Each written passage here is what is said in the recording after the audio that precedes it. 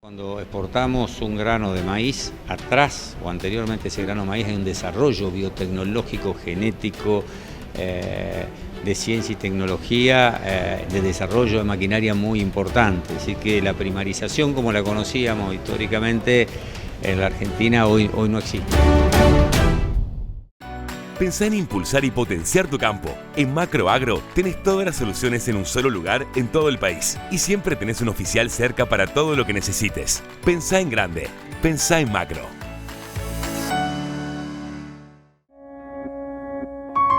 We are Viterra.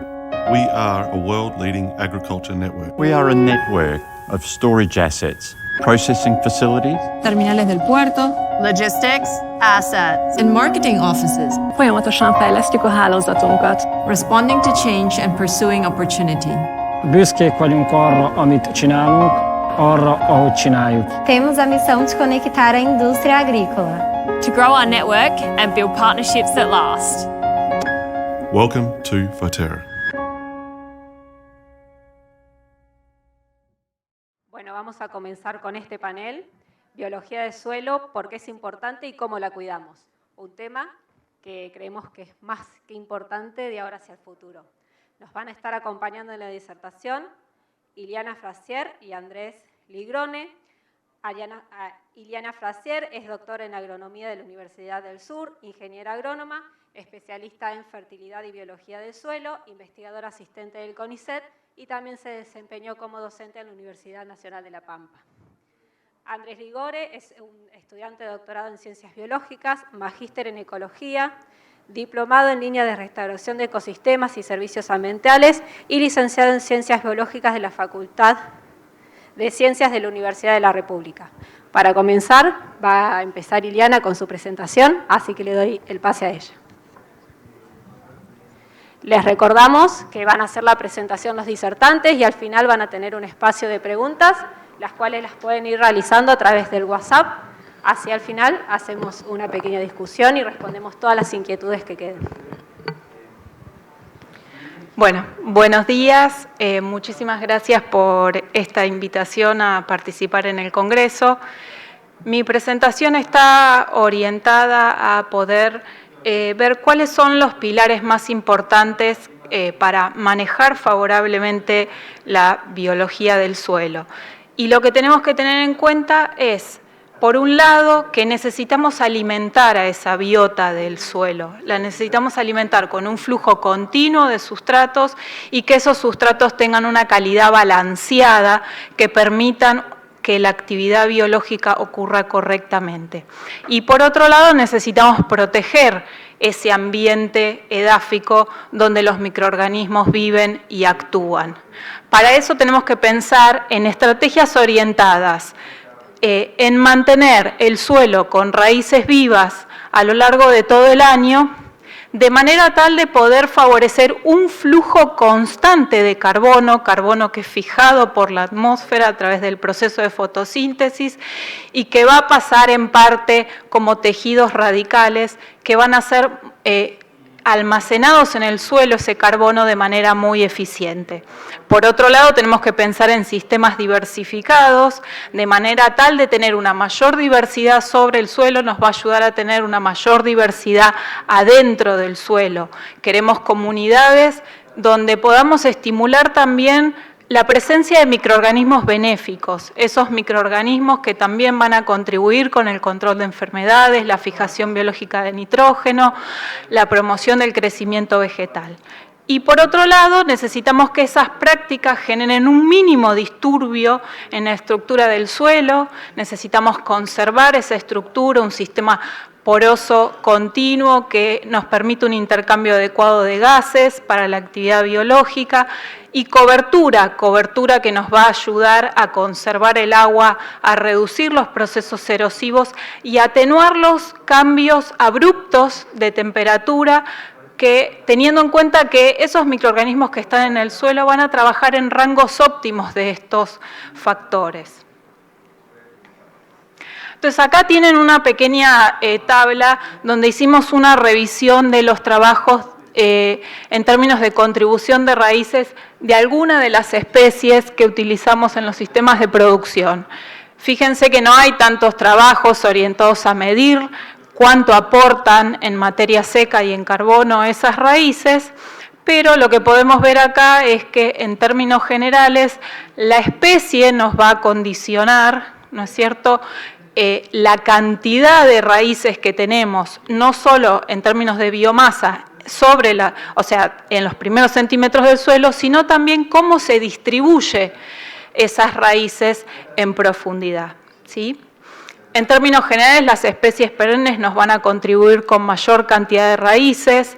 Si lo pensamos desde el punto de vista de cómo es la partición raíz-parte aérea, las especies perennes van a estar contribuyendo con 5 a 8 veces más raíces con respecto a su biomasa aérea. Esto es si nosotros consideramos la profundidad efectiva de raíces, ¿no? Raíces que están hasta el metro o más en el caso de las especies perennes.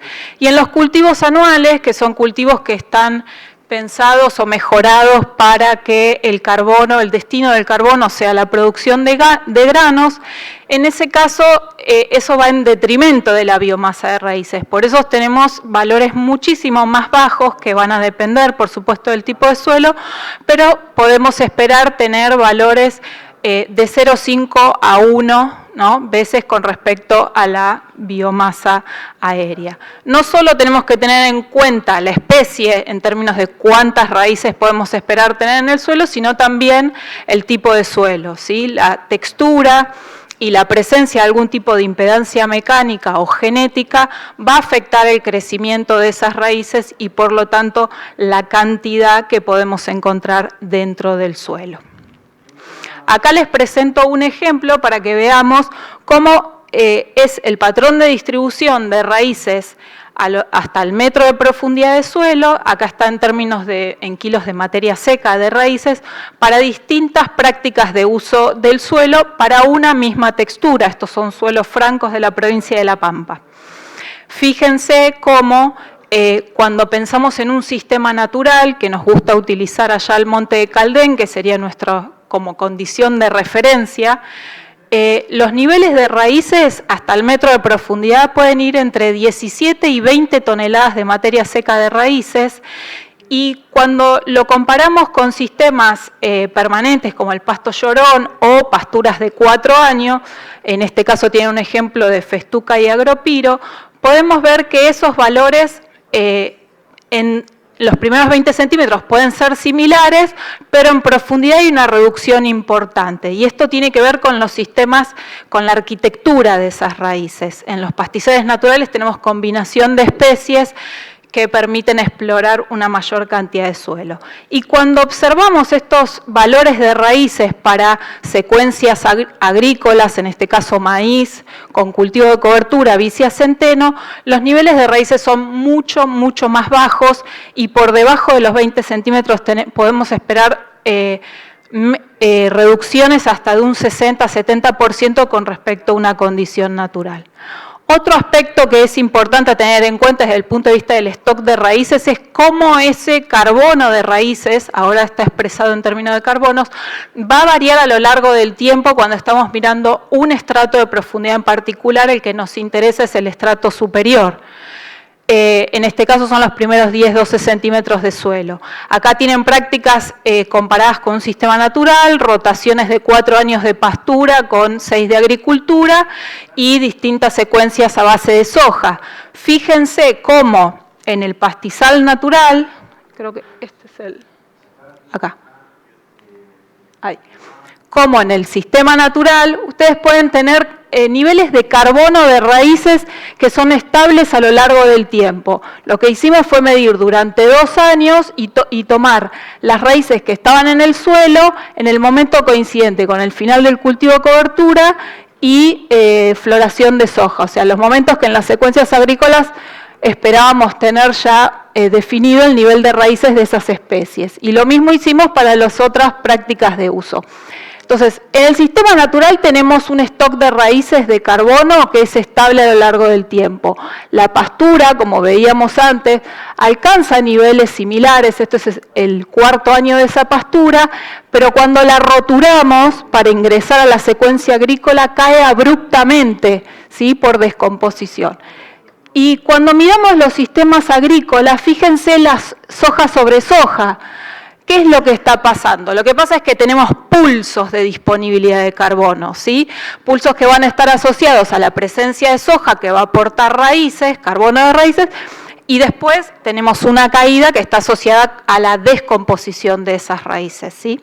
Entonces, cuando le ponemos el cultivo de cobertura para mantener raíces vivas todo el año, intensificar ese sistema, ¿qué es lo que nos pasa? Aumentamos levemente y lo que hacemos es mantener relativamente estable los valores de carbono de raíces.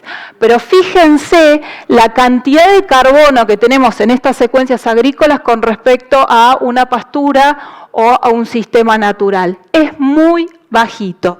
Entonces, ¿qué es lo que está pasando?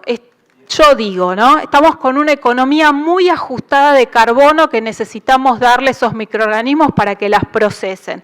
Entonces, ¿con qué nos encontramos? Nos encontramos con estas secuencias, la última soja sobre soja después de 10 años, con tasas de pérdida de carbono, ¿sí? Que lo que hace es pierde materia orgánica, perdemos estructura, se degrada, colapsan los poros. Acá lo que hicimos fue clavar monolitos que usamos para tomar las mediciones de raíces y lo dimos vuelta para ver cómo estaban los 10 centímetros del suelo, ¿no? Y cuando ponemos los cultivos de cobertura, fíjense, tenemos mayor porosidad. Estos sistemas con cultivos de cobertura, si bien es poquito el carbono que le estamos dando con respecto a la pastura, están con un balance positivo de carbono. Entonces, si nosotros mantenemos el suelo con raíces vivas la mayor parte del tiempo, lo que estamos haciendo es mantener un flujo continuo de carbono. Ese carbono es la fuerza motora para que esos microorganismos estén procesando ese carbono que estamos tomando de la atmósfera y está ingresando en forma de tejidos vegetales. Entonces, a medida que aportamos más carbono de raíces, que es esta variable, acá no se ve por el... A medida que aumentamos el carbono de las raíces, lo que ocurre es que aumenta la cantidad de microorganismos en el suelo. Eso lo medimos a través de esta variable que se llama biomasa microbiana, que es un indicador de la abundancia. Es un indicador que utilizamos para estudiar los flujos de los elementos en el suelo. Y no es que aumenta linealmente, sino que aumenta y llega a lo que se conoce como la capacidad de carga biológica que puede sostener ese suelo, que está definido por su génesis, ¿sí? ¿Y por qué esto es así? Si miramos el diagrama de flujo de la parte superior, cuando nosotros estamos fijando ese carbono en los tejidos vegetales por fotosíntesis, lo que estamos haciendo es, además de aportar ese material particulado, estamos aportando exudados radicales, que son los que van a atraer a esos microorganismos, van a estimular que haya crecimiento, se multipliquen, estén más activos y están en un ciclo de vida y muerte, ¿sí? Un ciclo de vida y muerte. Y ahí lo que está ocurriendo es no solo que nos interesa la abundancia de los microorganismos y la actividad, sino que también en este reciclado lo que estamos generando es una necromasa que es propia de los residuos que dejan esos microorganismos, donde los compuestos orgánicos que van metabolizando, parte pueden ser absorbidos a la fracción mineral, por eso a medida que aumenta la biomasa microbiana, que es este eje, aumenta el carbono asociado a la fracción mineral y además estamos aportando al suelo un montón de residuos biológicos que tienen que ver, son polisacáridos, compuestos proteicos, restos de pared celular, hifas muertas, etcétera, que nos van a ayudar con la agregación del suelo y que se van a acumular en el suelo y nos van a contribuir a aumentar ese carbono. Esa necromasa puede ser más de 10 veces el valor del carbono de la biomasa viva del suelo y además hay trabajos que muestran estos últimos años que esa necromasa puede explicar entre un 50 y un 80% del carbono que está almacenado en el suelo. Entonces, es muy importante que tengamos ese motorcito andando a full, a todo vapor. Bien, acá si continuamos con el ejemplo que yo les estaba mostrando, con las secuencias con soja, el sistema natural y la rotación con las pasturas, pensando en un 4×6, fíjense si vemos cómo es el peso de la contribución relativa de los residuos en superficie y de las raíces, ¿sí? Porque sabiendo que es más eficientemente estabilizado el carbono proveniente de las raíces, queríamos ver cómo era el peso relativo de cada componente en estos sistemas.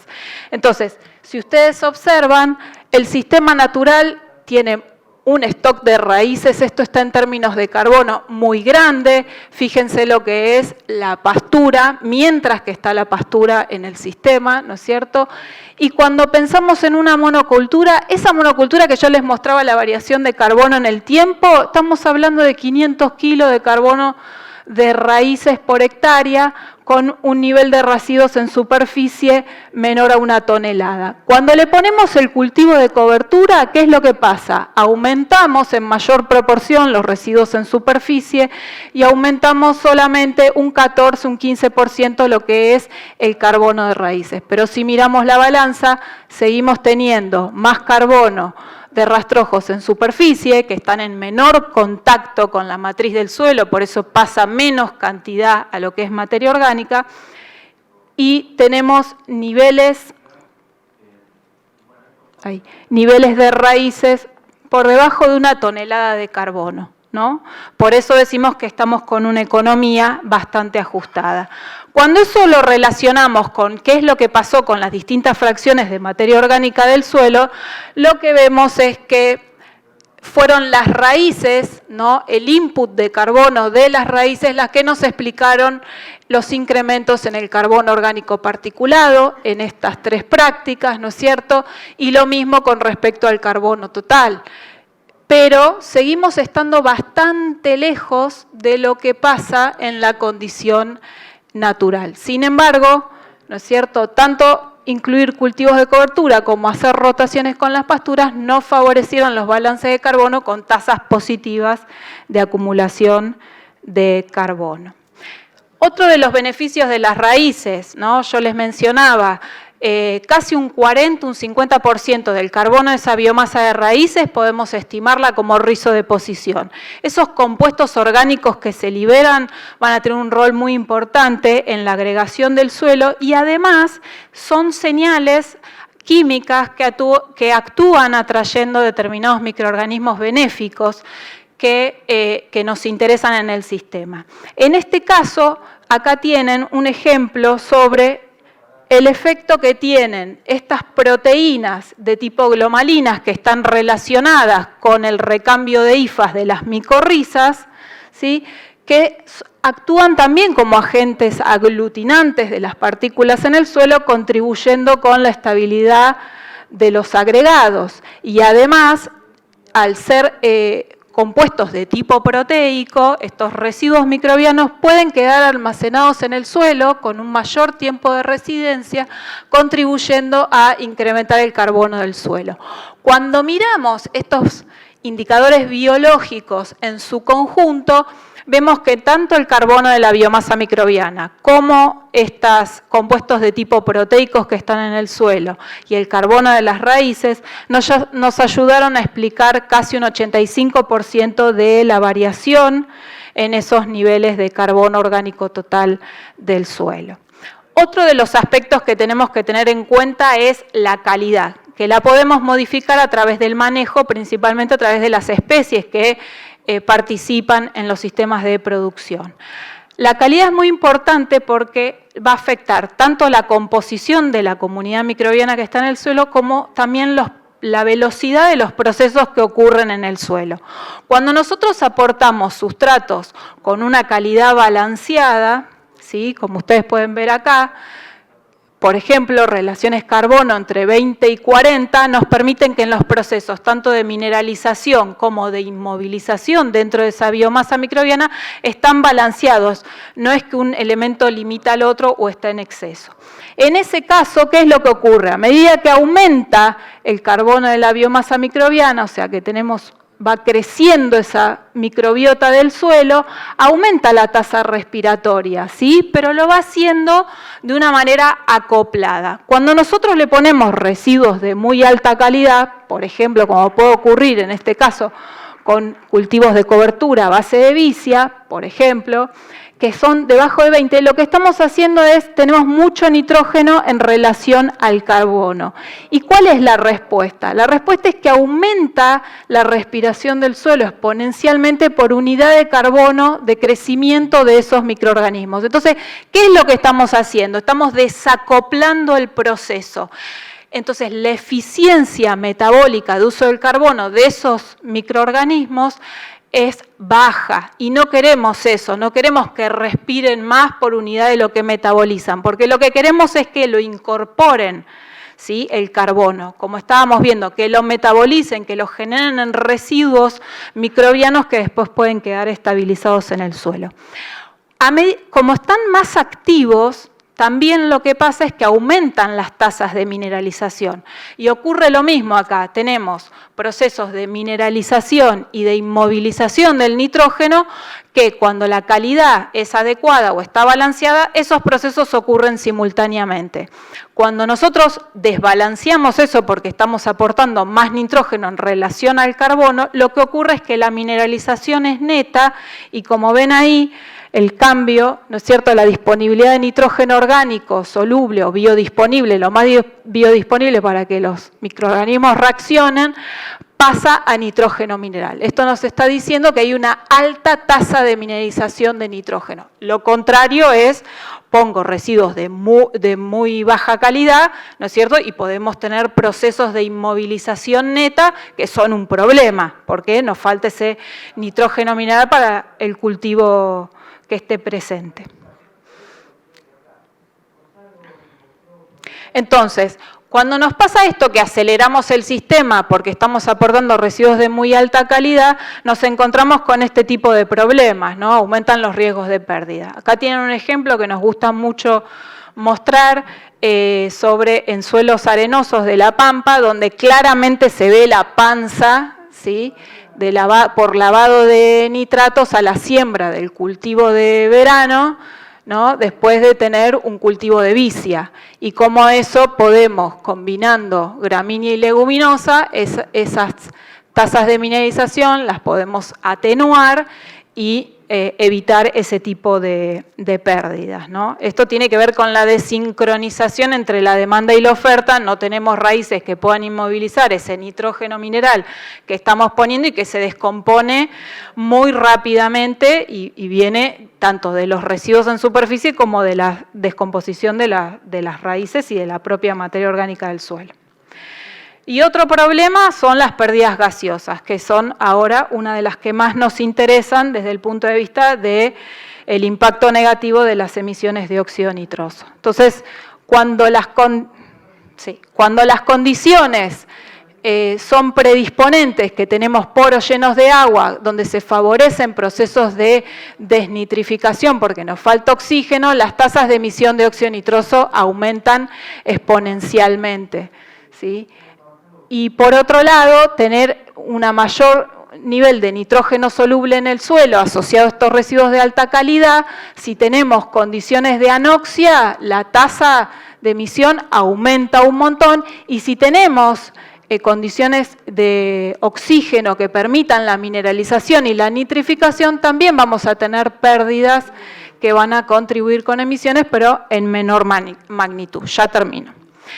Entonces lo que hicimos fue estudiar, veíamos que cambiaban las comunidades microbianas del suelo, y lo que hicimos hacer fue, a través del ADN de las muestras de ese suelo, poder rearmar el ciclo, ¿sí?, del nitrógeno, y lo que queríamos ver es cuáles eran las rutas metabólicas que se veían estimuladas frente a condiciones que favorecían la desnitrificación, porque notábamos que había un cambio en esas poblaciones, ¿no? Entonces lo que hicimos fue ver qué pasaba antes, durante y después de esos picos de emisión asociados a esos momentos de alta disponibilidad de nitrógeno, y veíamos que lo que ocurría es una catarata de procesos que contribuyen a que se activen ciertos genes asociados a la síntesis de determinadas enzimas que están involucradas con estos procesos. Como son bacterias facultativas, muchas de las que están, que pueden realizar estos procesos en oxidación o desnitrificación cuando falta el oxígeno, veíamos que se activaban todas estas rutas. Nos interesaba tanto la desnitrificación como esta reducción desasimilatoria, que lo que hace es competir. Una genera pérdidas de óxido nitroso y la otra no, vuelve el nitrato a formas de amonio. Entonces, todo esto complejiza muchísimo lo que ocurre en el suelo, ¿no es cierto? Y los factores predisponentes eran los que veníamos mencionando, el nitrógeno soluble, la calidad de las raíces, los poros saturados con agua. Entonces, lo que nosotros queremos es pensar en estos pilares para alimentar, proteger el ambiente edáfico, hacer que nuestros ingenieros biológicos, las raíces, la fauna, las bacterias, los hongos, estén actuando a todo motor.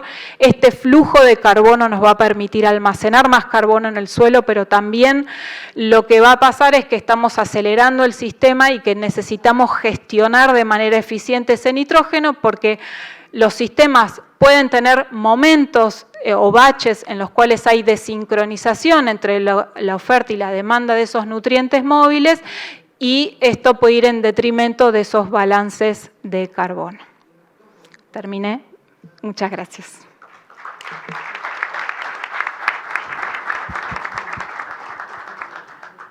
Bueno, ahora nos va a dar su disertación Andrés. Andrés, te recuerdo el tiempo. Son 15 minutos. Así tenemos espacio para preguntas, que ya han llegado varias, así que... Bien. Bueno, muchas gracias. ¿Funciona este? Hola. Sí. Bueno, muchas gracias. Quería empezar recordando que felizmente ya está instalado hace ya unos años la noción de que la fauna del suelo es importante para la salud del suelo, para los agroecosistemas, repercute muchísimo, como Iliana estaba mencionando. Pero con esta presentación quería subir 2 escalones en esa noción general de fauna del suelo buena, y me pareció que una forma interesante de hacerlo un primer escalón es verlo con nuestros propios ojos, ¿no? Y a ver si... Esto es una jugada, a ver si funciona. Bueno, ahí va. El compartimento de la izquierda tenemos hojarasca y suelo, pero está totalmente desprovisto de fauna de suelo, ¿no? Quizá hay algo micro, muy chiquitito, pero toda esta macro y mesofauna no está. Hay solo hongos y bacterias. Y acá tenemos de todo: lombrices, ácaros, isópodos, ciempiés, de todo. Esto está acelerado, obviamente. Y lo que vemos es que esto va a terminar durando 15 semanas, menos de 4 meses. Lo que vemos es que toda esta fauna que está acá está interactuando, está actuando independientemente, haciendo sus cosas, comiendo, masticando, pero también interactuando entre ellos, ¿no? La lombriz que le da un mordisco a esta hoja, o el ciempiés que le da un mandibulazo a esta otra, genera una facilidad. Facilita muchísimo la entrada de hongos y bacterias a esa hoja para que se la descomponga, ¿no? Incluso eso es una forma indirecta de afectar, digamos, la descomposición en este caso. Otra directa es, básicamente, ahí vemos, por ejemplo, este isópodo y este ciempiés están masticándole esa hoja con toda. Esa hoja ahora queda dispuesta, esos nuevos bordes quedan habilitados para que los microorganismos la descompongan, ¿no? En este caso no tenemos esa acción. Esa sinergia se pierde y es bastante más aburrido. Es muy lindo igual, ¿no? Pero no hay tanto movimiento. Bueno, voy a darle un poquito más. Este es el final, 15 semanas. Así queda estructurado este escenario, ¿no? Acá también lo que vemos es eso, ¿no? Una acción individual también de la lombriz, en este caso, de enterrar y modificar bastante la distribución de toda esta materia orgánica en el suelo. Haciendo foco en las lombrices, acá quería presentarles a estas 3 categorías. No son todas lo mismo, hay muchísimas especies de lombrices.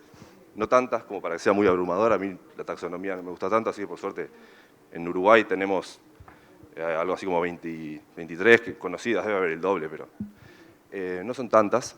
Pero sí son muy distintas, ¿no? Y funcionan muy distinto en el ecosistema. Hay especies que le llamamos endógeas, como esta que está acá en este compartimento, que viven básicamente en el suelo, comen suelo, son geófagas, y no le entran mucho a la hojarasca que está arriba, ¿no? Otras especies se llaman anésicas, que sí hacen galerías verticales y más permanentes, y comen y entierran los residuos que están arriba. Otras se llaman epígeas, que viven principalmente en la superficie, hacen alguna galería, pero comen directamente la hojarasca, no la entierran. Esto tiene funciones, estas especies tienen funciones muy distintas ecosistémicas, ¿no? Y que se traducen en servicios ecosistémicos distintos, y también sinergias. En este caso, 3 meses después tenemos este escenario. La especie que vive solo abajo, no come lo de arriba, comió suelo mucho y movió el suelo para todos lados, generó bioagregados, eso se asocia con la estabilización del carbono también, incluso movió el suelo a otros estratos, ¿no? Como se ve en este caso. Esta especie anésica no hizo mucho cambio en el suelo en términos de movilización y de consumo del suelo directo, pero sí bajó bastante la biomasa muerta de los residuos aéreos, ¿no? Y los entierra. Esta otra bajó más todavía la biomasa de residuos aéreos, no los entierra tanto que por acá se ha ido a dormir, no sé, a refugiarse, pero teóricamente no los entierra mucho. Entonces, ya podemos ir imaginando interacciones entre estas, ¿no? Entre estas especies, entre una comunidad formada por estas. Por ejemplo, una especie anésica que entierre residuos y después una especie endógea que lleve esa materia orgánica recién enterrada y más fresca a otros estratos o que le dé una vuelta más de procesamiento.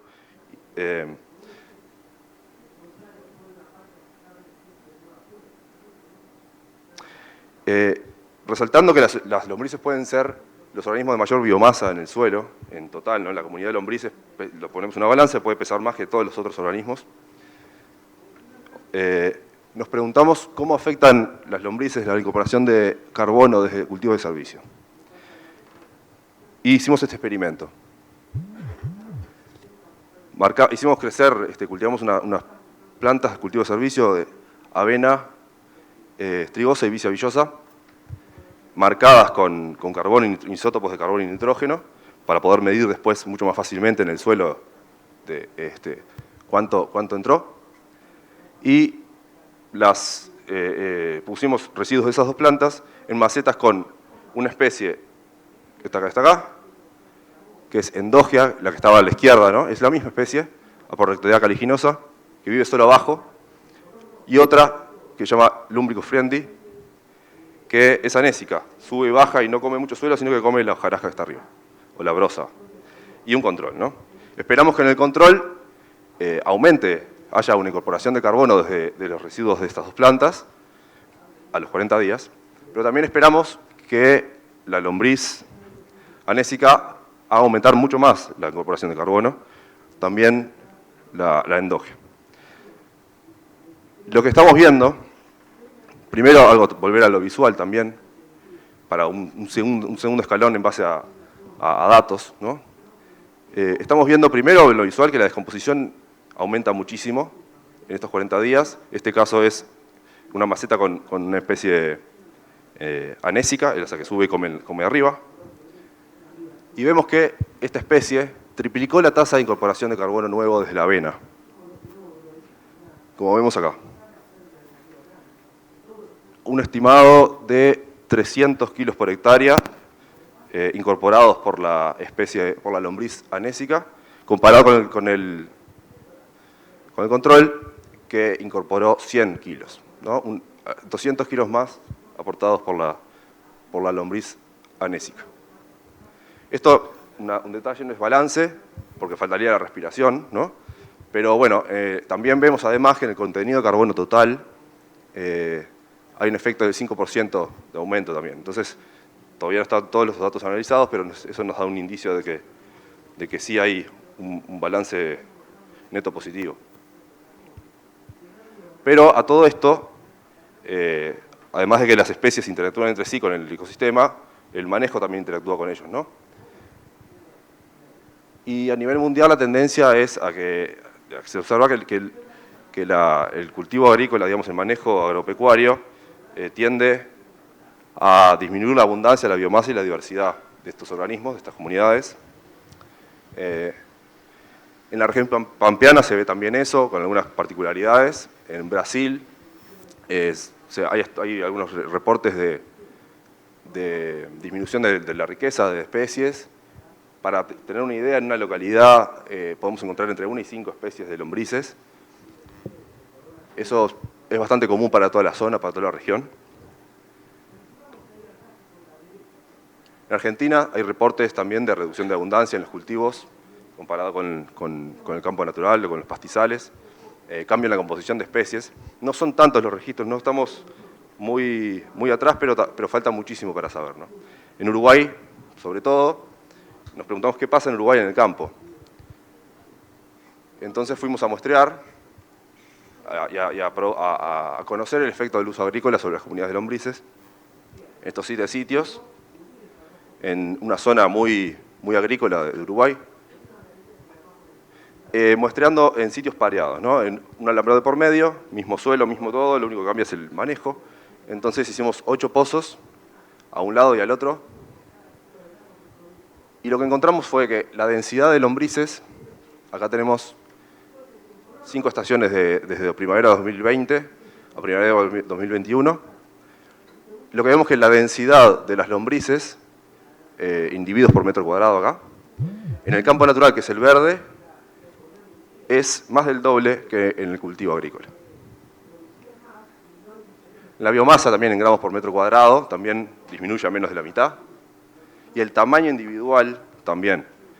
Esto quiere decir que una lombriz promedio en una comunidad en el campo natural es más del doble de grande que en el cultivo agrícola. Eso tiene repercusiones también a nivel metabólico y entonces a nivel de cuánto cuesta mantener un gramo de lombriz grande o chica. Ahora lo comento mejor. Esto parece deberse, estas diferencias parecen deberse a diferencias en el régimen hídrico entre ambas parcelas y en el contenido de materia orgánica. Y algunas implicancias interesantes de todo esto con nuestras estimaciones, que con estos números, en el campo natural, las comunidades de lombrices estarían consumiendo anualmente un 16% del suelo, pensado en los primeros 20 centímetros, ¿no? 16% del suelo anualmente. Si asumimos que no repiten y no comen lo que ya comieron el año pasado, en 3 años estamos teniendo casi que la mitad del suelo pasó por el tracto digestivo de una lombriz, ¿no?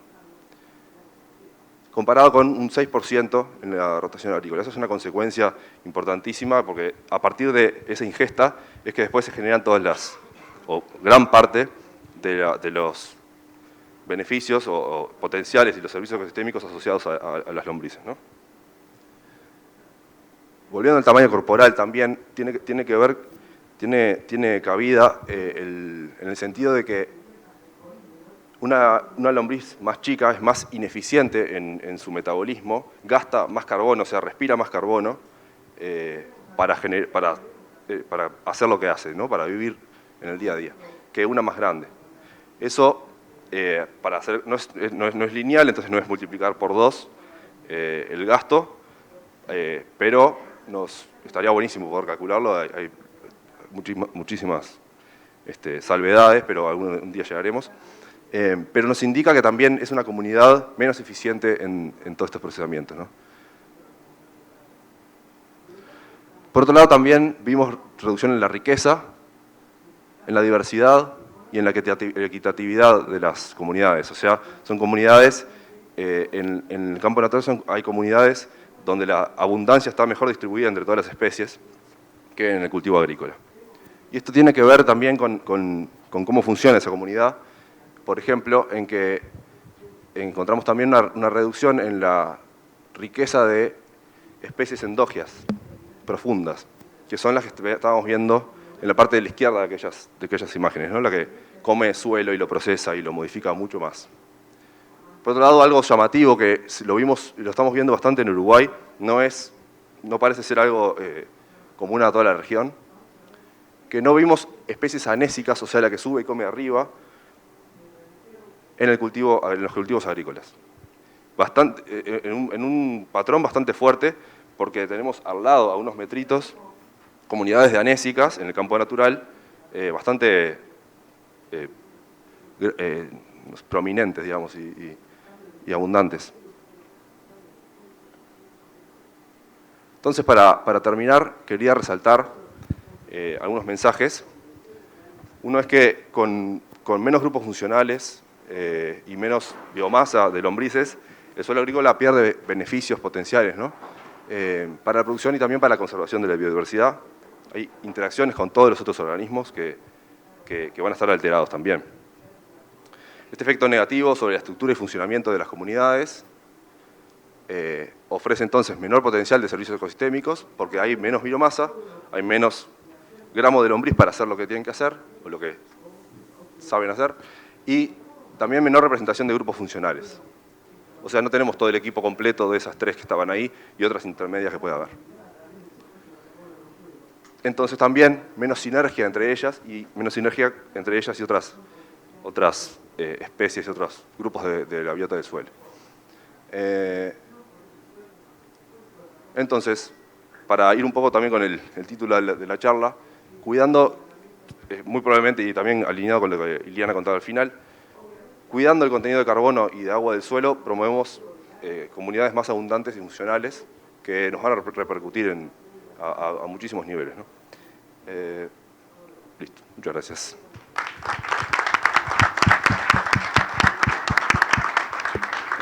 Muchas gracias, Andrés. Ahora invitamos a Marcelo. Marcelo es ingeniero agrónomo, asesor. Así que bueno, Marcelo, cuando quieras comenzar. Bueno, muchísimas gracias y perdón por la demora. No sé si... Ahí está, bien, vamos bien. Bueno, vamos a tratar de contarles un poquitito otra visión más desde el lado del productor y unido a esto del porqué de la biología de suelo. Si pensamos en estructura de suelo, en textura nada podemos cambiar, digo, cuando se alquiló ese campo, nada podemos cambiar de la textura de ese suelo, de la misma manera que cuando se compró, pero sí podemos trabajar fuertemente sobre estructura. Ya Iliana y Andrés nos dieron bastante de comer y ya nos dieron algunos indicios por dónde va la cosa. Y esa estructura creo que es elemental si pensamos en tener suelos sanos.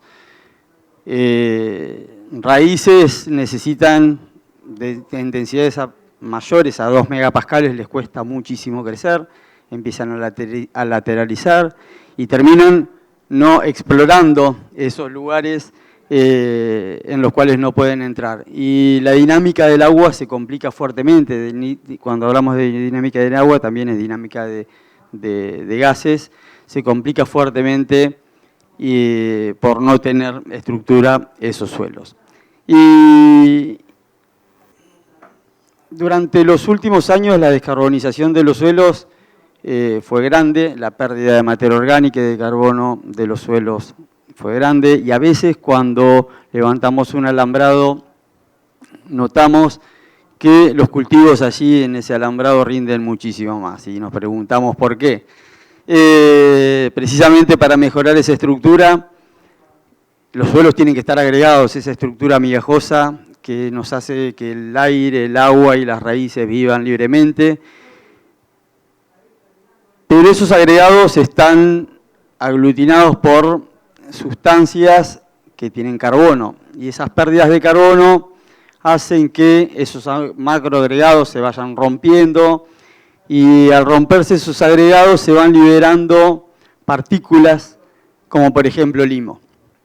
Y esas partículas que se van liberando quedan libres y al quedar libres se van acomodando de acuerdo a su densidad y de acuerdo a las formas que tienen. Y como son como platitos, lo que sucede es que esos limos se van acomodando y van formando las famosas capas densas.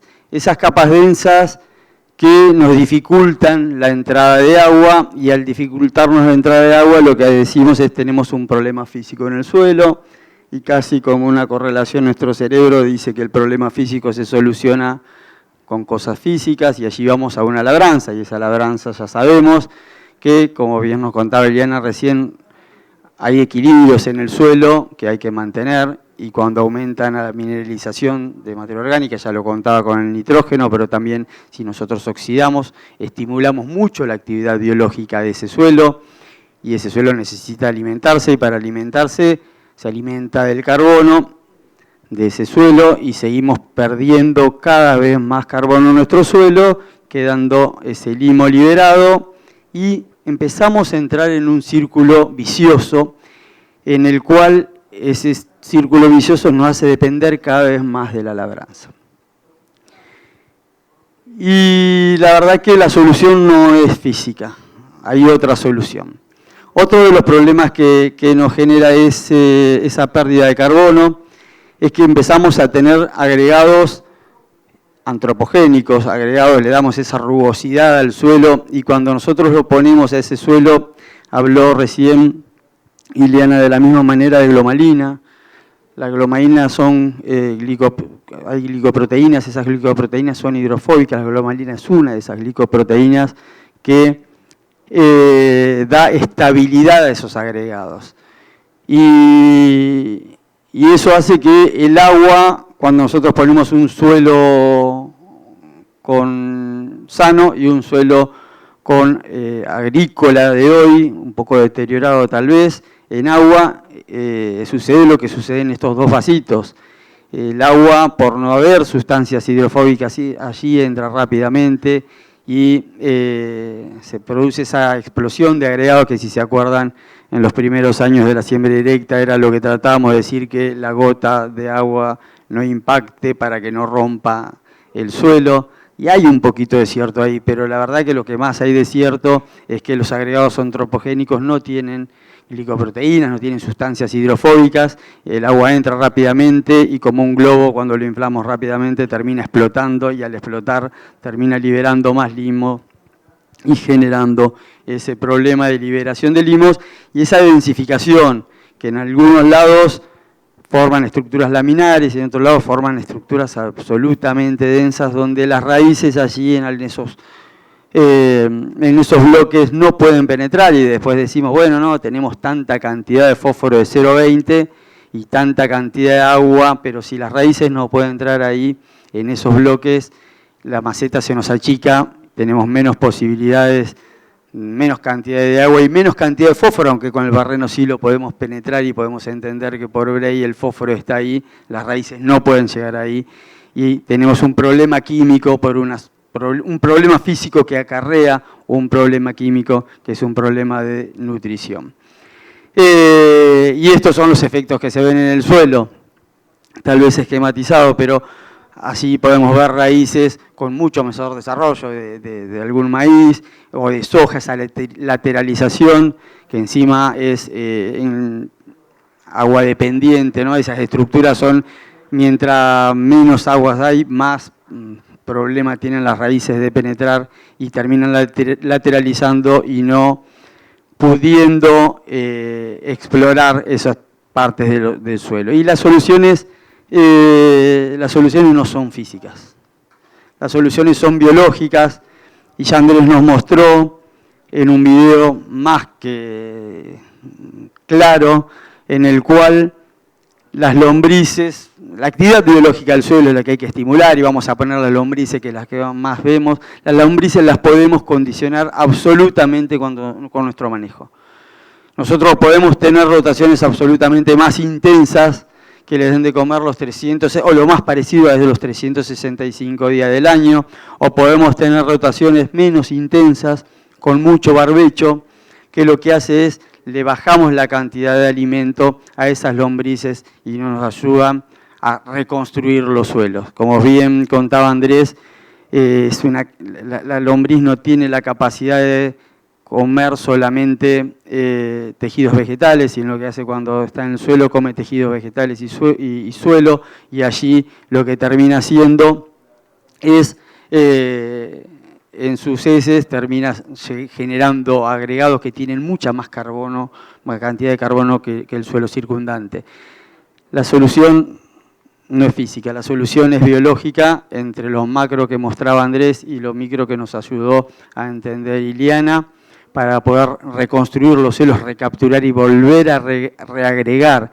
Y este dato, perdón, esto lo terminé porque se me rompió el pentu y un temita y veo que no cité acá. Este trabajo es de Luis Wall, perdón por no citarlo, pero este trabajo es de Luis Wall, es dentro de la chacra Pergamino y nos muestra cómo los azules, que son los macroagregados, a medida que le damos más intensidad a nuestro suelo, mayor cantidad de carbono, le damos más alimentos a nuestra fauna, macro, micro y mesofauna, para que trabajen para nosotros. Trabajan para ellos en realidad porque quieren vivir, pero en el medio terminan construyendo y agregando nuestros suelos y saliendo de ese círculo vicioso de la no entrada de agua por capas densas o por estructuras masivas de suelo inerte ahí que se termina acomodando y volver a reagregar nuestros suelos. La solución no es física, la solución es biológica. Tenemos que volver a recarbonizar los suelos para de alguna manera poder entender que a medida que aumento mis índices de intensificación, puedo bajar mis, por ejemplo, espesor de ponderado de láminas, ¿no? O sea, mientras más cantidad en el azul uno podemos ver, en el caso de la Matilde, que no hubo tanto efecto, pero la verdad es que había muy poca cantidad de estructuras laminares por tener valores, stock de carbonos muy altos. Ahora, en los lugares donde el stock de carbono era muy bajo y había muchos problemas de laminalidad, dándole de comer a la biología pudimos aumentar la cantidad de lombrices. Y ahí pongo un dato que va asociado a lo que decía Andrés y que ya lo dije 100 millones de veces, pero me gusta repetirlo. En los lugares más intensificados, en los monolitos, cuando uno los llevaba a hectáreas, nos daba 800 kilos de lombrices por hectárea. Es un dato que yo lo trato de poner porque digo, 800 kilos de lombrices, imagínense, si ese año decimos como agrónomo, bueno, no, por el margen bruto, creo que este año deberíamos no hacer cultivo de servicio, porque la verdad que, y agarramos y hacemos barbecho, imagínense en un barbecho de soja, 800 kilos, serían 2 novillos comiendo en ese rastrojo, cómo terminan en 6 meses, ¿no? Exactamente pasa con las lombrices, nada más que aquí en vez de haber 2 individuos hay poblaciones y terminan cayéndose las poblaciones de lombrices y no viviendo y no reagregando nuestros suelos. Y estos son 2 fotos que un poco nos muestran, uno es un campo, este es una foto que sacamos, un índice de estallido que hicimos hace muy poquitito, en el cual en el índice de estallido podemos separar todas esas estructuras glandulares, bloques de 5 a 10 centímetros y bloques de mayores a 10 centímetros. El de la derecha es un piquete, es un suelo que solamente entran los caballos y no entra en la agricultura. El otro es un suelo no tan mal manejado, pero ya con estructuras masivas. Tenemos que esforzarnos fuertemente para darle de comer a la biología del suelo para poder llegar a la fotito de la derecha, la fotito de aquel piquete que no se elaboró y que allí sí las raíces pueden vivir sin problemas físicos y la entrada de agua es mucho más fácil por no haber bloques y demás y tener mejores suelos. Así que el mensaje tal vez no sea sembrar continuamente porque mayormente nos pueden mandar algún problemita de agua y seguramente un barbechito, como dice Gervasio, tengamos que entrar. Pero el desafío es no dejemos darle de comer los 365 días a estos microorganismos, porque esos microorganismos son los que nos dan mejores suelos para tener mejores cultivos para nosotros y las próximas generaciones. Muchas gracias.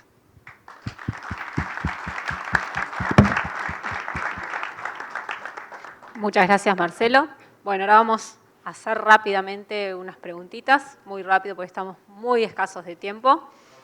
En primer lugar, para Iliana, una pregunta, ¿qué pasa con el agregado de ácidos húmicos, ácidos fúlvicos, aminoácidos, si permiten acelerar el tiempo en llegar a esa capacidad máxima de los microorganismos del suelo?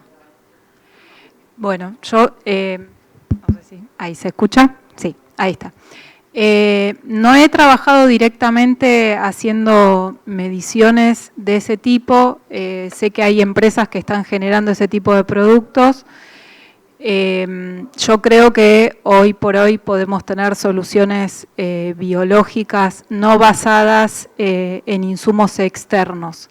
Sí podemos pensar en una economía circular, en tratar de utilizar residuos de origen agropecuario que se pueden utilizar como un abono y que hay un montón de trabajos que muestran que pueden tener un impacto positivo desde el punto de vista del carbono. Bueno, ahora vamos a hacer una pregunta por ahí para los tres, para cerrar porque estamos cortos de tiempo. Un poco unas que llegaron varias consultas, es qué pasa en aquellos sistemas donde las precipitaciones no nos permiten tener cultivos todo el año a lo largo del año. Si ven ustedes alguna manera de que podamos aumentar la población de microorganismos, la población de lombrices o de mejorar esa vida en el suelo, cuando a veces no tenemos, las condiciones no son tan óptimas para estar todo el año con un cultivo. En el caso mío, bueno, yo trabajé muchísimos años en La Pampa, donde este es un problema. El agua es el principal recurso limitante y es limitante también desde el punto de vista biológico.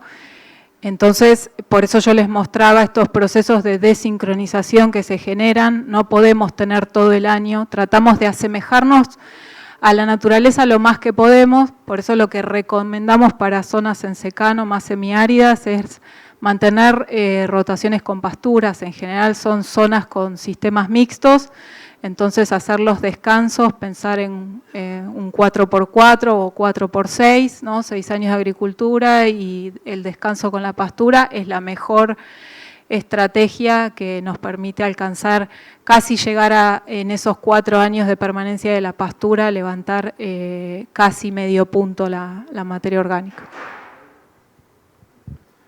Bueno, para el caso de las lombrices se sabe muy poco para responder esta pregunta. Lo que nosotros vimos, y creo que puede extenderse a muchas zonas por lo menos templadas, es que las lombrices cuando está muy seco se apagan básicamente, estivan, es como hibernar pero en verano, en distintos formatos, pero básicamente se van a dormir. Entonces,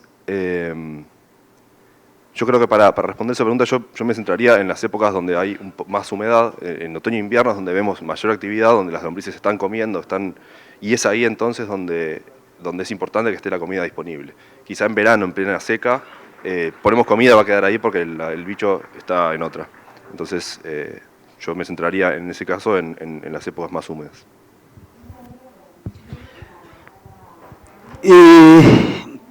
Todas estas prácticas un suelo sano tiene mayor eficiencia en uso de agua.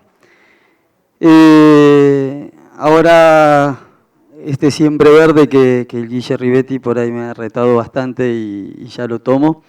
Indudablemente se tiene que ajustar a cada zona, como bien decía Ileana, y yo creo que tenemos que aspirar a la mayor intensificación de acuerdo a la isoieta en la que estemos parados. La isoieta nos condiciona fuertemente, pero hay estrategias como esta forma de usar agricultura y ganadería, que bien comentaba Ileana, que nos puede llevar a entender que podemos trabajar mejor, pero la isoieta es la primera que nos condiciona. La segunda que condiciona es el isotermo. No es lo mismo mejorar los suelos en el norte con temperaturas más altas y tasa de mineralización más alta, que en el sur con tasas de mineralización mucho más bajas porque son termodependientes.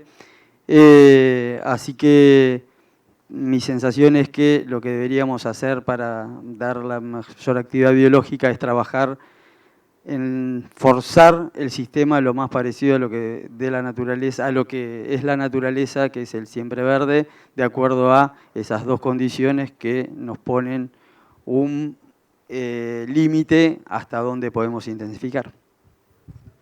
Bueno, hay varias preguntas, pero bueno, ya estamos pasados de tiempo, así que las vamos a responder, quedan guardadas y los disertantes van a ir respondiendo cada una de ellas. No sé si quieren algún mensaje final o algo más. Bueno, muchas gracias a todos, gracias a Presid por la invitación a participar, a los disertantes y a ustedes por estar presentes.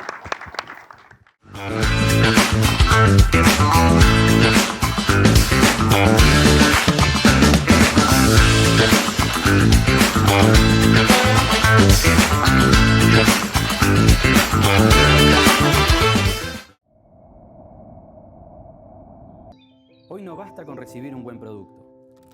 Hace falta la asesoría y el respaldo de quienes lo producen. Hoy mis hijos me acompañan.